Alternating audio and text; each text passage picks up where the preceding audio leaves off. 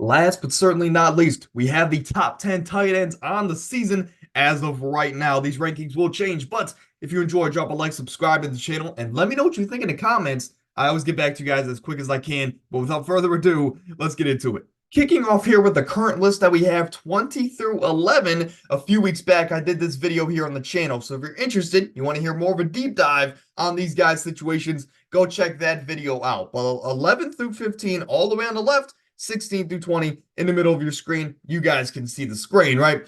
But let's get into number 10. TJ Hockenson. If you look at the numbers, this is a guy that was the tight end 4 on the season last year in a full PPR format, but also the tight end 1 on a per game basis. Now that's impressive, being the tight end 4, because he missed the last 2 weeks of the season. So I do want to throw this out there.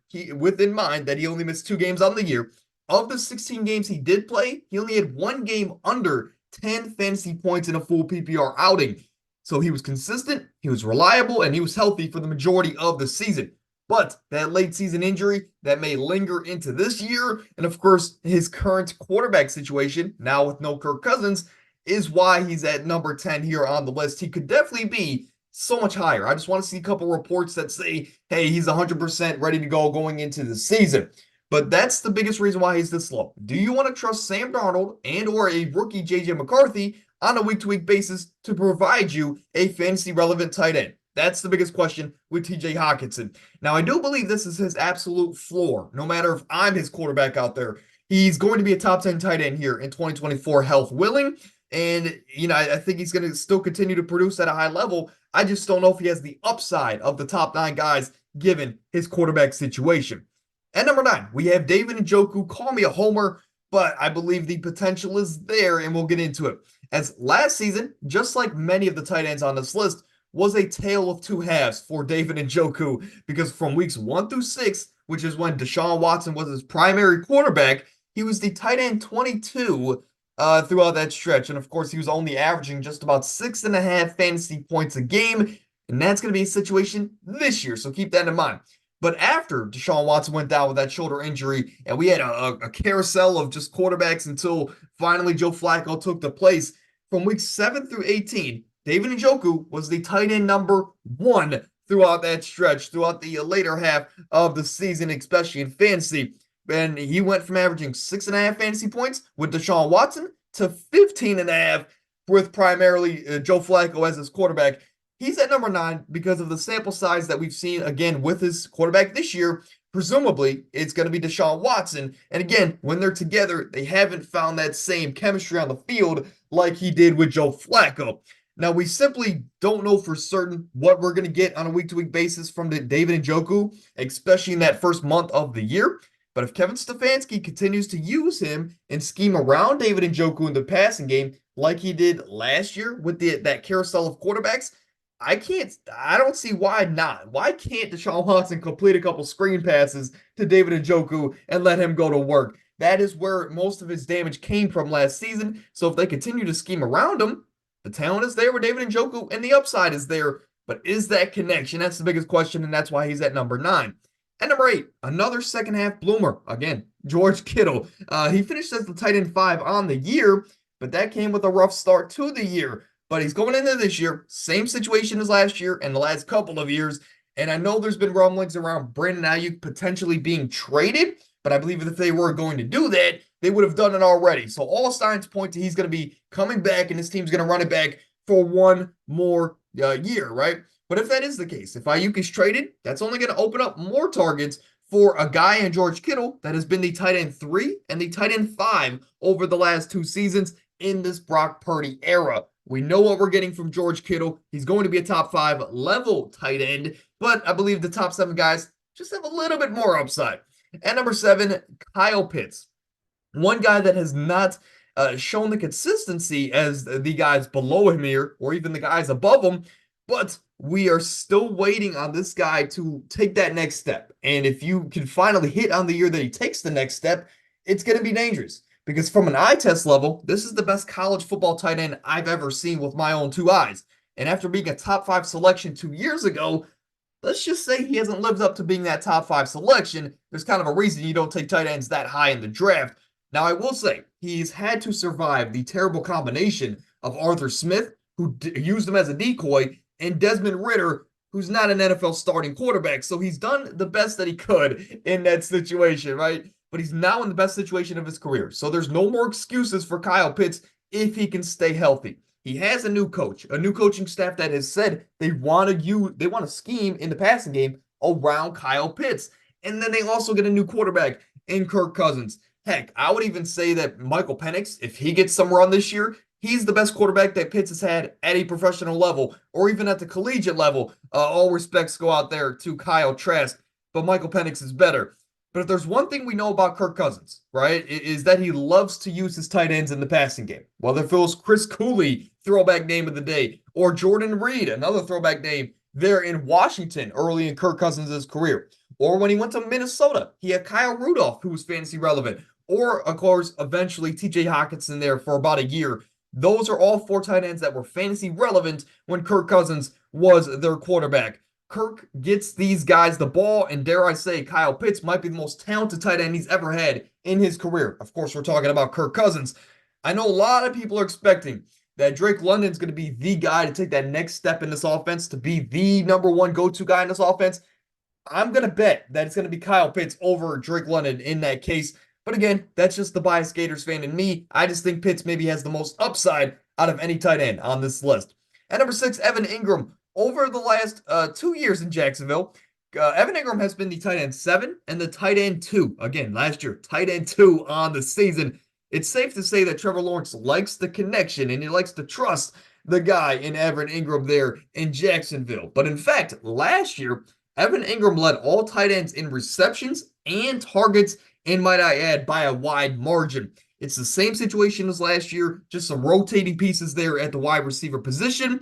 It's a proven year in Duval, and I think, everybody has to go out and show out. And Evan Engram is a PPR monster, and with this improved division, I could see him being that elite safety blanket option for a guy like Trevor Lawrence. He's going to ball out yet again, as long, again, as he can stay healthy.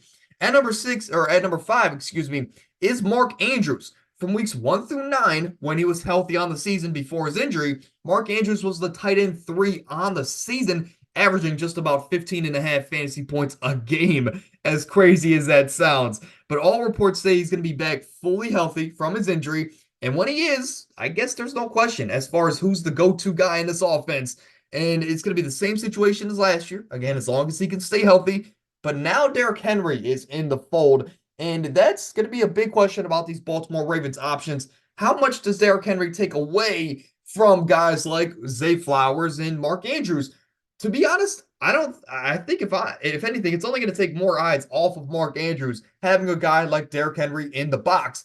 I just need Mark Andrews to stay healthy. If he is, I have no doubt he's going to return to a top 5 form. At the very worst, I'll say tight end 7 on the season. And if you draft him in the 6th round, that's a win here at the tight end position.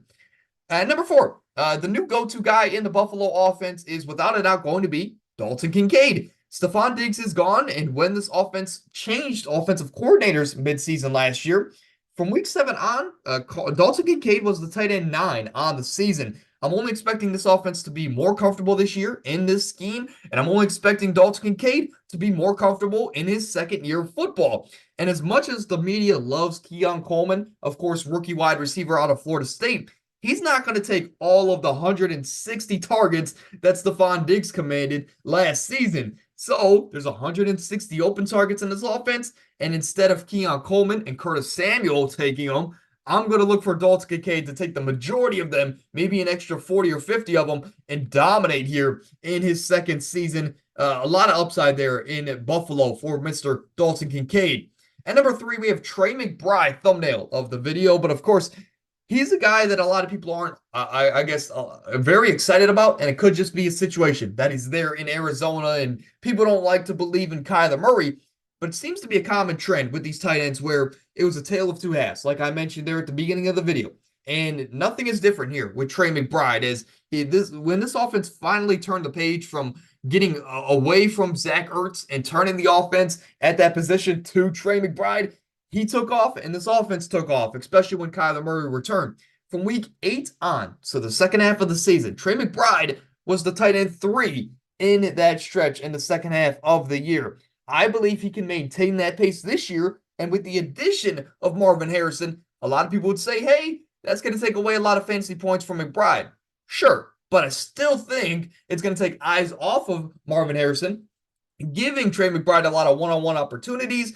And just like Dalton Kincaid, I believe this could be a huge breakout year with that, I guess, enlargement of opportunity. And Trey McBride, to me, it definitely could be a top 3 tight end option. And currently, this is a guy who can get in like the 5th or 6th round. He's no doubt my favorite value at the tight end position in this draft here in 2024.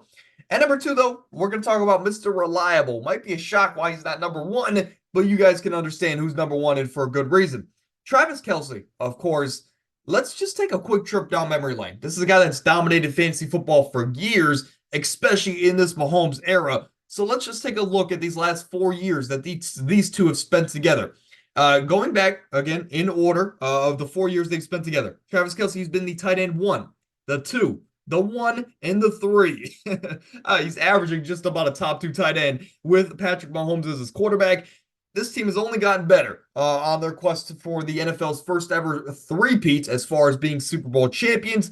And, for the last 2 years, ever since Tyreek Hill has left this offense, Patrick Mahomes has looked to Travis Kelce to be the heartbeat of this offense, and he's answered the call each and every time. This offense is at a lot of speed on the outside to stretch out these defenses, and that's only going to give Travis Kelce a lot more one-on-one opportunities. It's going to be extremely hard to double guys like Travis Kelce when you got Marquise Brown taking the top off. Xavier Worthy being even faster on the other side of the field.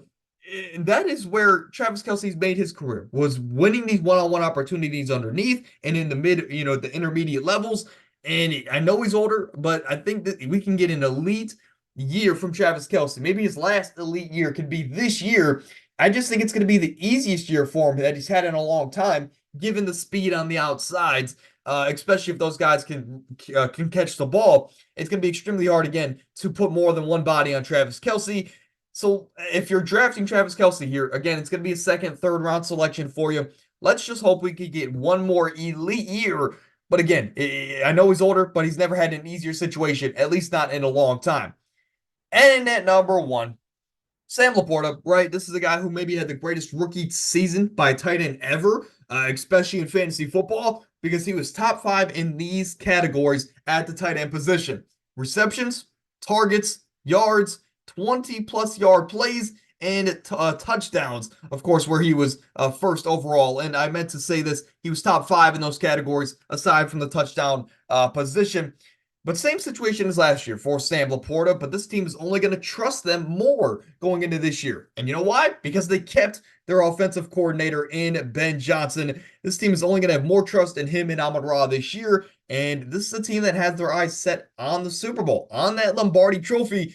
I can't see Sam Laporta finishing any lower than the 5th tight end this season. So if you draft him in the 2nd or 3rd round, and if he's still a top 5 tight end, he gives you that elite floor and upside combination. It's just the best case of both worlds.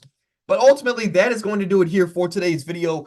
And there it is. We ran through 80 players and their situations going into the new season. Of course, we did this last year. You guys loved it, and you guys are loving it this year. But the top 20 at the 4 main positions here in fantasy football, with about 20 to 25 more honorable mentions along the way. So what's to come from here on out? Very quickly, before we get out of here. From here on out, I'm going to be diving into each and every round, telling you who I like, why I like them, who I don't like, etc. Right? We're also going to be doing ranking video updates, what changes, and for absolutely free, I might add. We're going to be doing mock drafts here. We have one coming up on Wednesday.